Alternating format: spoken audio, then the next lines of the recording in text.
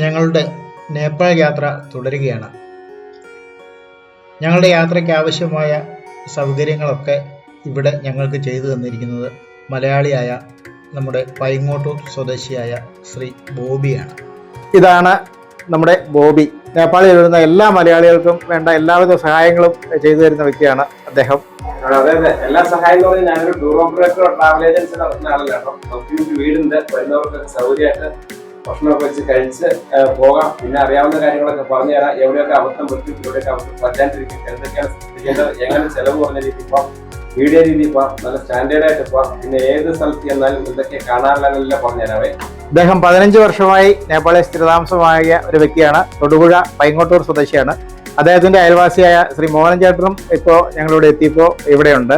ഞങ്ങളുടെ 6 ദിവസത്തെ യാത്രയ്ക്കായി ഏർപ്പാടാക്കിയിരിക്കുന്ന സ്കോർപിയോ ആണിത്. വണ്ടിയുടെ മുൻവശം കാണുമ്പോൾ തന്നെ നേപ്പാളിലെ റോഡിന്റെ ഒരവസ്ഥ എല്ലാവർക്കും ബോധ്യമായി കാണും എന്ന് വിചാരിക്കുന്നു. ഏതായാലും ഈ സ്കോർപിയോയിലാണ് വരുന്ന 6 ദിവസം ഞങ്ങൾ നേപ്പാളിന്റെ വിവിധ പ്രദേശങ്ങൾ കറങ്ങുവാൻ ഉദ്ദേശിക്കുന്നത്. ഞങ്ങൾ രാവിലെ ലുംബിനിയിലേക്ക് പോയിക്കൊണ്ടിരിക്കുകയാണ്. ഇവിടെ സാമാന്യം നല്ല തണുപ്പുണ്ട്, ചെറിയ തോതിൽ വിറയലൊക്കെ അനുഭവപ്പെടുന്നുണ്ട്. കുറച്ചുകൂടെ ഇങ്ങോട്ട് ചെന്ന് കഴിയുമ്പോഴത്തെ അവസ്ഥ എന്താണെന്ന് ഒരു പിടിയുമില്ല. ഇദ്ദേഹമാണ് ഞങ്ങളുടെ സാരഥി. ഭയ്യ തുമാര നാം ക്യാ ഹൈ? ശങ്കർ. ഓക്കെ. നേപ്പാളിലെ റോഡുകൾ പൊതുവെ ദുർഘടമാണ് എന്നാണ് പറയപ്പെടുന്നത്. പക്ഷേ ഇവിടെ നിന്നുള്ള റോഡുകൾ, ഇപ്പൊ ഞങ്ങൾ സഞ്ചരിച്ചുകൊണ്ടിരിക്കുന്ന റോഡ് വളരെ നല്ല റോഡ് തന്നെയാണ്.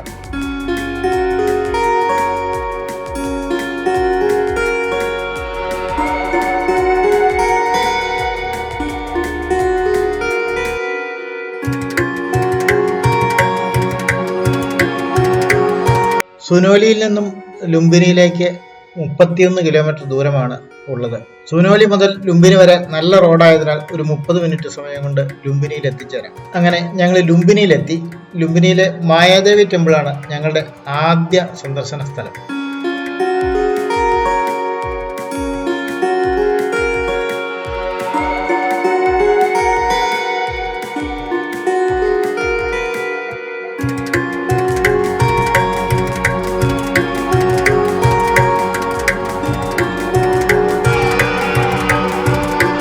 ഈ തടാകത്തിലൂടെ ബോട്ടിലോ അല്ലെങ്കിൽ 2 കിലോമീറ്റർ ദൂരം കാൽനടയായോ, അതുമല്ലെങ്കിൽ ചുറ്റുപാടുമുള്ള 12 അമ്പലങ്ങളെ കണക്ട് ചെയ്തുള്ള ഇലക്ട്രിക് ഓട്ടോ ടാക്സി ഇവിടെയുണ്ട്. ഇതിലേതെങ്കിലും മാർഗം ഉപയോഗിച്ച് വേണം മായാദേവി ക്ഷേത്രത്തിലേക്ക് പോകുവാൻ.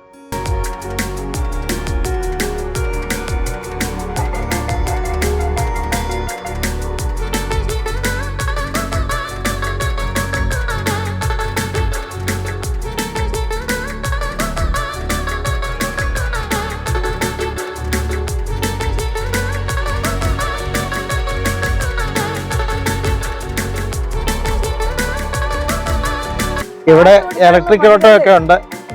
ഞങ്ങൾ 4 പേർക്ക് 800 നേപ്പാളി റുപ്പീസാണ് കൂലി പറഞ്ഞത്.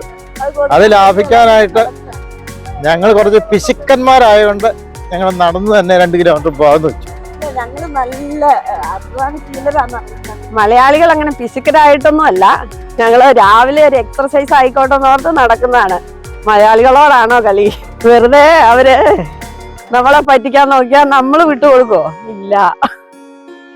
അതാണ്. ആയിക്കോട്ടെ. ഇത് കൃത്രിമമായി ഉണ്ടാക്കിയിരിക്കുന്ന ഒരു തടാകമാണ്. എന്നിരുന്നാലും വളരെ ഭംഗിയായും വൃത്തിയായും പരിപാലിച്ചു പോരുന്നു. അതിനാൽ തന്നെ ഇതിന്റെ തീരത്തോടുള്ള യാത്ര വളരെ ആസ്വാദ്യകരമായ ഒരനുഭവമാണ്.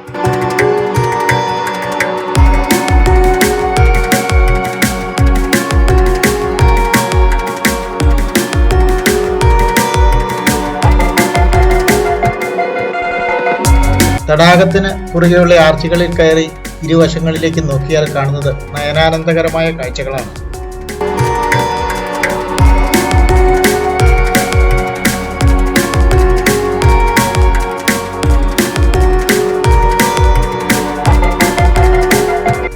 നമ്മുടെ നാടുമായി തട്ടിച്ചു നോക്കുമ്പോൾ ഇത്തരം പ്രദേശങ്ങളൊക്കെ ഇത്ര വൃത്തിയായി പരിപാലിച്ചു പോരുന്നത് കാണുമ്പോൾ നമുക്ക് നേപ്പാളികളോട് അഭിമാനം തോന്നും.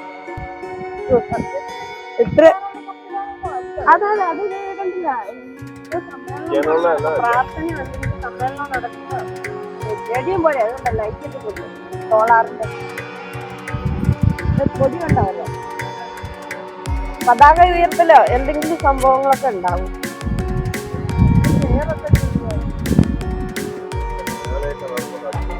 അല്ല, അവരങ്ങനെ ചേർന്നല്ലോ കൂടുതലും. ഇത് കൂട്ട് കാർപ്പറ്റ് വിരിച്ചിട്ട് നിലത്തല്ലേ ഇരിക്കുന്നത് കൂടുതലും.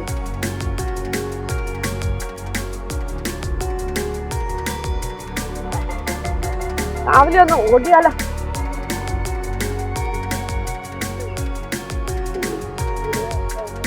ഞങ്ങൾ 4 പേരുണ്ടെങ്കിലും നേപ്പാളി അറിയാവുന്ന എനിക്ക് മാത്രമേ ഉള്ളൂ. അത് കാരണം ഇവരെയൊക്കെ ഞാനിത് പറഞ്ഞ് മനസ്സിലാക്കി കൊണ്ടുപോവുക എന്നൊരു വലിയ ഉത്തരവാദിത്തം കൂടെ എനിക്കുണ്ട്.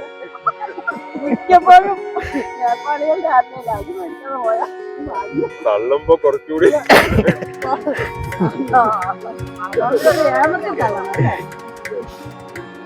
മായാദേവി ടെമ്പിളിന്റെ പ്രവേശന കവാടമാണ് ഈ കാണുന്നത്, കനാല്. എന്താണെന്ന് വെച്ചാൽ വളരെ മനോഹരമായിട്ട് തന്നെ അത് സൂക്ഷിക്കുന്നുണ്ട്. ഇവിടെ വരുന്ന സന്ദർശകരും അത് വളരെ മനോഹരമായിട്ട് തന്നെ സൂക്ഷിക്കാനായിട്ട് പരമാവധി ശ്രമിക്കുന്നുണ്ട്. കാരണം ഒരു വേസ്റ്റ് പോലും ഇവിടെ എങ്ങും കാണുന്നില്ല. പക്ഷെ നമ്മൾ നാട്ടിൻപുറത്തൊക്കെ ആണെങ്കിൽ എന്തായിരിക്കും അവസ്ഥ? ഇതുപോലെ ഒരു സ്ഥലമാണ് അവിടെ മുഴുവൻ കാലിക്കുപ്പികളും ഷിമ്മിക്കൂടുകളും ഒക്കെ ആയിട്ട് കണ്ടമാനം വൃത്തികേടാണ്. പക്ഷെ ഇവിടെ യാതൊരു വൃത്തികേടുകളും വളരെ ഭംഗിയായിട്ട് നിരവധി ആൾക്കാർ വന്നു പോകുന്ന സ്ഥലമാണ്. എങ്കിൽ പോലും അതെല്ലാം വളരെ വൃത്തിയായിട്ട് തന്നെ കീപ്പ് ചെയ്തിരിക്കും. ഇതിലുള്ള ബോട്ട് യാത്രയും വളരെ സുഖകരമായൊരു അനുഭവമായിരിക്കും. കാരണം 2 കിലോമീറ്ററോളം ദൂരമുണ്ട്. നമ്മൾ കായലിൽ കൂടെ ബോട്ടിൽ സഞ്ചരിക്കുന്ന സുഖമൊന്നും ഉണ്ടാവില്ല, എങ്കിൽ പോലും നല്ല രസമായിരിക്കും. ഏതായാലും ഞങ്ങൾ തിരിച്ചങ്ങോട്ട് പോകുമ്പോൾ ബോട്ടിൽ പോയാലോ എന്ന് ആലോചിക്കുന്നു.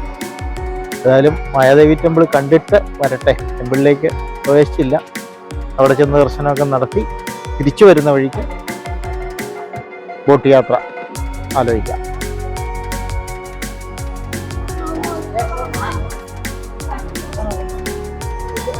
രാവിലെ തന്നെ നിരവധി ആൾക്കാരാണ് ഇങ്ങോട്ട് വന്നുകൊണ്ടിരിക്കുന്നത്. കൂടുതലും നേപ്പാളീസാണ്, കുറച്ച് ഇന്ത്യക്കാർ അതിലെതിലൊക്കെ കാണുന്നുണ്ട്. പ്രവേശന കവാടമാണിത്. പക്ഷെ ഇവിടെയൊക്കെ ഒരു നല്ല ആംബിയൻസ് ആട്ടോ, വളരെ മനോഹരം. ഒരു കാം ആൻഡ് ക്വയറ്റ്. കാര്യം ഇത്രയും ആൾക്കാർ ജനങ്ങൾ വന്നു പോകുന്ന ഒരു സ്ഥലമാണെങ്കിലും വലിയ ഒച്ചപ്പാടുകളൊന്നുമില്ല. വളരെ നല്ല ഒരു അന്തരീക്ഷം, ശാന്തമായ അന്തരീക്ഷം, മനസ്സിന് നല്ല സുഖം കിട്ടുന്ന ഒരു അന്തരീക്ഷം. ഇവിടുത്തെ പ്രകൃതി അണിയിച്ചൊരുക്കിയിരിക്കുന്ന വളരെ ഭംഗിയായ, വളരെ ശാന്തത കിട്ടുന്ന ഒരു അന്തരീക്ഷം. വളരെ മനോഹരമാണ്. ഇവിടെ ഒരു 3-4 മണിക്കൂർ സ്പെൻഡ് ചെയ്യുന്ന ഒരിക്കലും ഒരു നഷ്ടമാവില്ല. നല്ല കാഴ്ചകളാണ്. സിദ്ധാർത്ഥ രാജകുമാരന്റെ മനോഹരമായൊരു വെങ്കൽ പ്രതിമ മായാദേവി ക്ഷേത്രത്തിന് മുൻവശത്ത് തന്നെ സ്ഥാപിച്ചിട്ടുണ്ട്.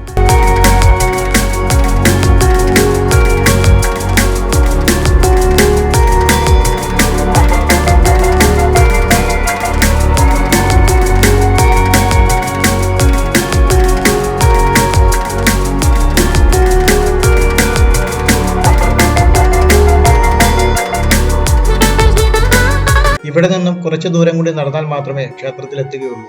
ഇവിടുത്തെ കാഴ്ചകൾ എത്ര കണ്ടാലും മതി വരില്ല കേട്ടോ. നല്ല ഏറ്റവും കൂടുതൽ നമ്മളെ ആകർഷിക്കുന്നത് ഇവിടുത്തെ വൃത്തിയാണ്.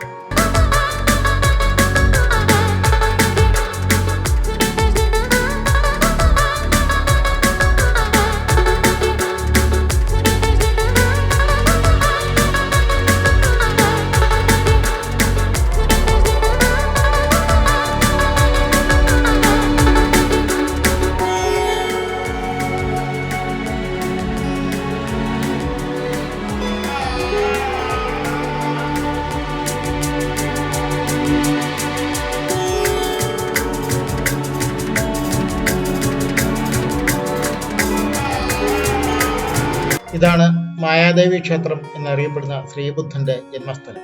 അതായത് ശ്രീബുദ്ധന്റെ ജന്മഗൃഹമാണിത്. ഈ പുറമേ കാണുന്ന കെട്ടിടങ്ങൾ പുതുക്കി പണിതിട്ടുള്ളതാണ്.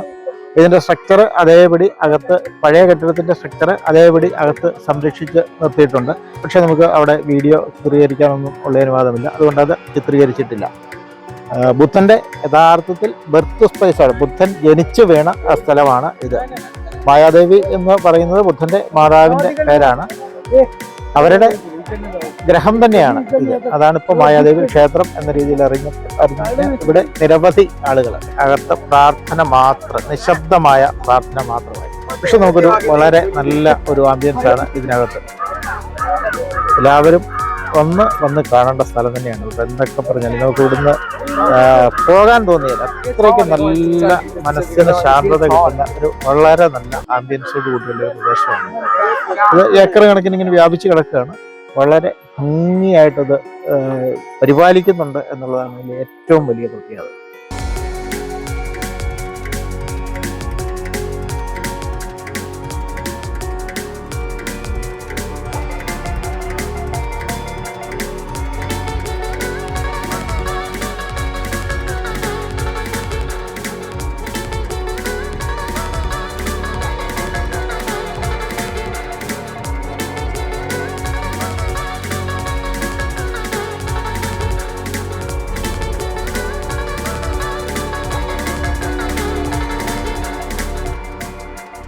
ഇതാണ് ബോധിവൃക്ഷം. ഇതിന്റെ ചുവട്ടിലിരുന്ന് മന്ത്രോച്ചാരണങ്ങൾ നടത്തുന്നതിനും നാമം ജപിക്കുന്നതിനും മനഃശാന്തി നേടുന്നതിനുമായി ബുദ്ധഭിക്ഷുക്കളോടൊപ്പം ഇവിടെ വന്നുപോകുന്ന തീർത്ഥാടകരും സമയം കണ്ടെത്തുന്നു. നേപ്പാളിലെ ക്ഷേത്രങ്ങളിലൊക്കെ ഇത്തരം തോരണങ്ങൾ ധാരാളമായി കെട്ടിയിരിക്കുന്നത് കാണാം. എന്താണ് ഇതിന്റെ സങ്കല്പം എന്നറിയില്ല.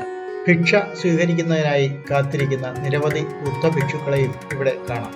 ബുദ്ധമത വിശ്വാസികളായ തീർത്ഥാടകർക്ക് ബുദ്ധമതത്തെപ്പറ്റിയും അവരുടെ ആചാരങ്ങളെപ്പറ്റിയും ക്ലാസ് എടുത്തു കൊടുക്കുന്ന പുരോഹിതന്മാരെയും ഇവിടെ കാണാൻ സാധിക്കും.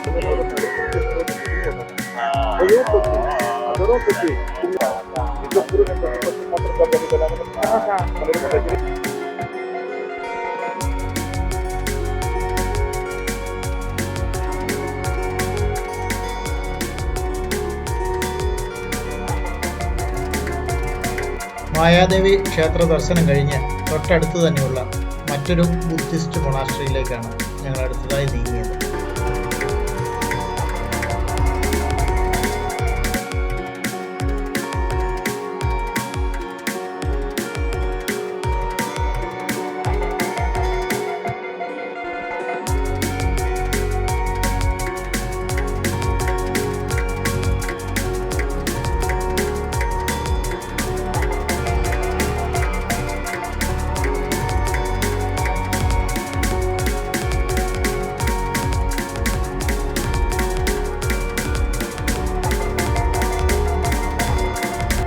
മായാദേവി ക്ഷേത്രത്തിന് ചുറ്റുവട്ടത്തായി ഇത്തരം 12 ബുദ്ധിസ്റ്റ് മൊണാസ്ട്രികളുണ്ട്.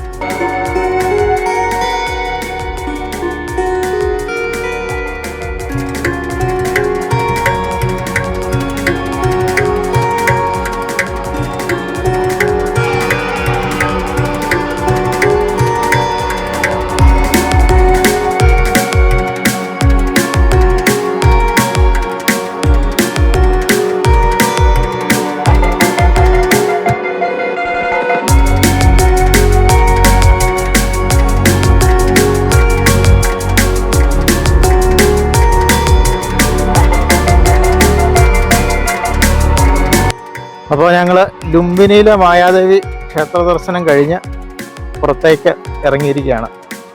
ഇനി ഞങ്ങൾ സാരഥിയുടെ അടുത്തേക്കാണ് അടുത്ത യാത്ര. പ്രഭാത ഭക്ഷണമൊന്നും ഇതുവരെ കഴിച്ചില്ല. ഇനി അക്കാര്യങ്ങൾ നോക്കണം.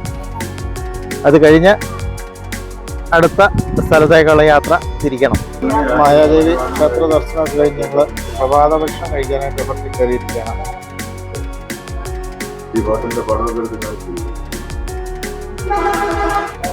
ഞങ്ങളുടെ സാരഥിയാണ് ശങ്കർ.